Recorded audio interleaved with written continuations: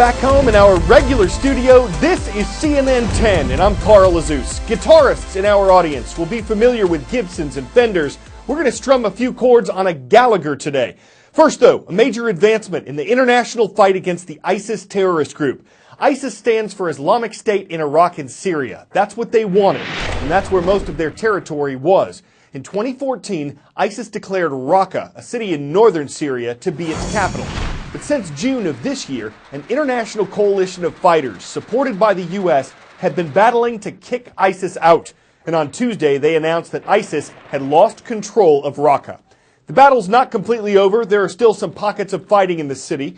Thousands of civilians have been left homeless, and Save the Children, an international rights organization, says refugee camps in the area are stretched beyond their limits. But experts say the defeat of ISIS in Raqqa is another example of how the terrorists are losing their grip on this region, even if their survivors regroup and reappear somewhere else. They once dubbed it Execution Square, but this is now where ISIS met its end. Once home to public beheadings, now circled slowly by US-supplied Humvees, the Kurdish forces who made swift progress kicking ISIS out of Raqqa, their former self-declared capital.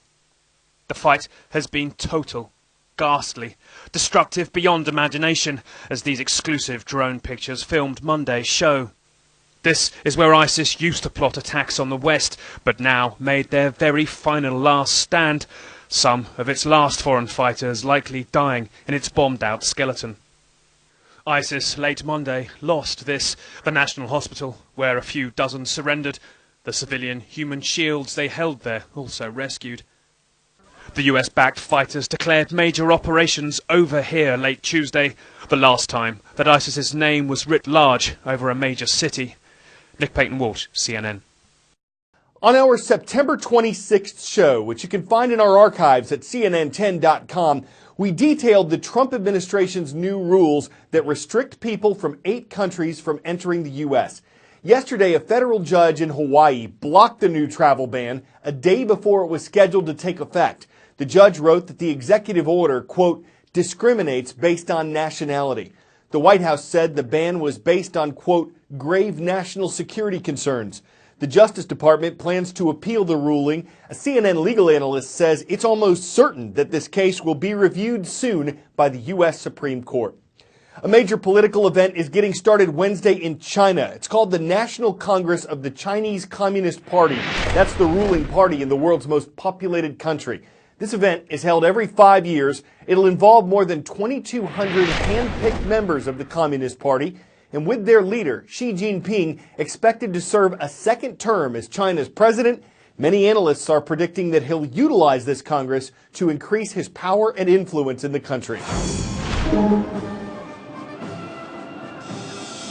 An emerging global statesman or a ruthless authoritarian, protector of the everyman or the enemy of human rights.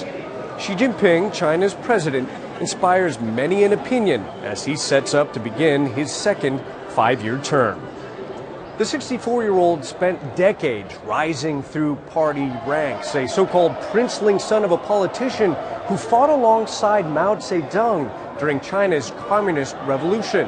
During his rise to power, he honed what many experts call a fierce dedication to the orthodox ideology of the Communist Party.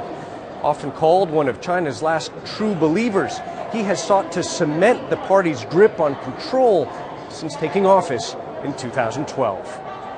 He's done that in a number of ways. A popular anti-corruption campaign targeted graft among government officials, a move also widely seen as a way for Xi to purge political enemies. He's also cracked down on dissent, targeting anyone publicly critical of the government. Regime critics have been imprisoned. Some allege they've been tortured, though the government denies that. Meanwhile, online censorship and state control of all domestic media have strengthened.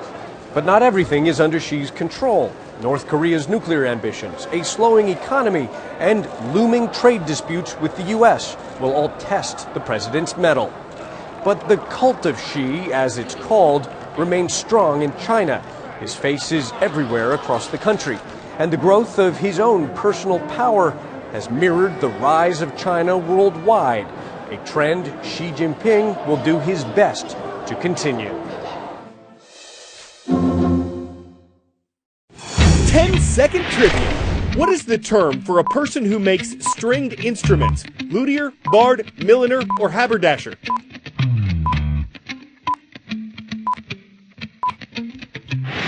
Makers of instruments like banjos, cellos, guitars, and violins are known as luthiers.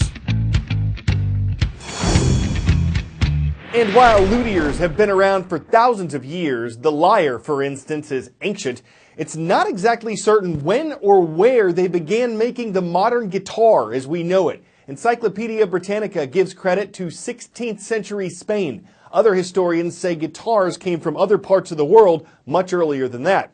One thing we do know for certain is that there are some folks out there who still make guitars the old world way. There is a company in Asia that can crank out 60 guitars a minute. Meanwhile, in a little corner of America, there is still a place that makes 60 a year. That's incredible. This is the story of Gallagher Guitars. Wartrace, Tennessee. Population 651. Half a century back, this shop was home to a talented cabinet maker named J.W. But he was itching for a new way to show off his skills with wood. You only get so much mass enjoyment out of a really nice dresser, right? That's true, because a musical instrument has a soul to it. So as his son Don tells it, J.W. switched to guitars, and a couple years later, he built two. One of them cracked. But Don still convinced his dad to drive to a music festival and display them from the trunk of their car. It was rainy, it was muddy. A contingency of Hell's Angels came tooling in, so there were fights breaking out all over the place.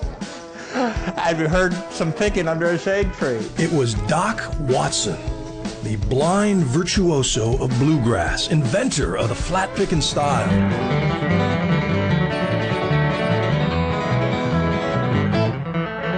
J.W. screwed up his courage, walked over to the master, and offered up his rookie creation. We really liked the sound of the guitar, and Dad says, well, you know, I'm sorry, it's got a crack in it, we can't really sell it. And Doc's response was, well, shucks, son, it's the sound I'm interested in. I can't see the crack anyhow. That guitar became Old Hoss, toured the world, and put Gallagher on the map. But despite the buzz, they've only made a few thousand since. Same spot, same method. The sweat of your brow is literally in every neck. Absolutely, yeah. Sometimes blood if you slip up. And yet their basic model sells for around $3,000, cheaper than some comparable factory guitars. Their marketing plan? Word of mouth. Their bookkeeping software? An actual book. They have survived knockoff counterfeiters and takeover bids and exotic wood shortages. And when the EPA forced the industry to use a safer but inferior lacquer, Don nearly went out of business because he honored his warranty by refinishing a year's worth of guitars himself. Being principled is really lousy for business. It really is, but it's rough. To have integrity, I don't know about that. But what kept you going? Why stay with this? It's just a determination. I mean, there's something about a family business, something about your name on the product that you want to make it as well as you can.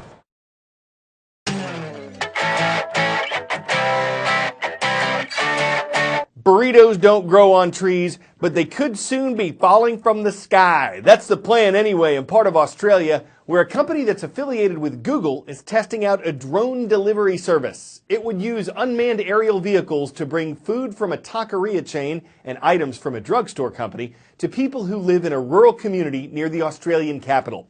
If all goes well, the goods would land gently in people's yards. If it doesn't, at least some dogs will eat well. Some burrito aficionados will undoubtedly be burrito bowled over by the idea. Local papers may run an extra so folks can read all about it. But in bad weather, the food could wind up all burried over the place, and that could wreck the whole enchilada, y'all. I'm Carl Azuz for CNN.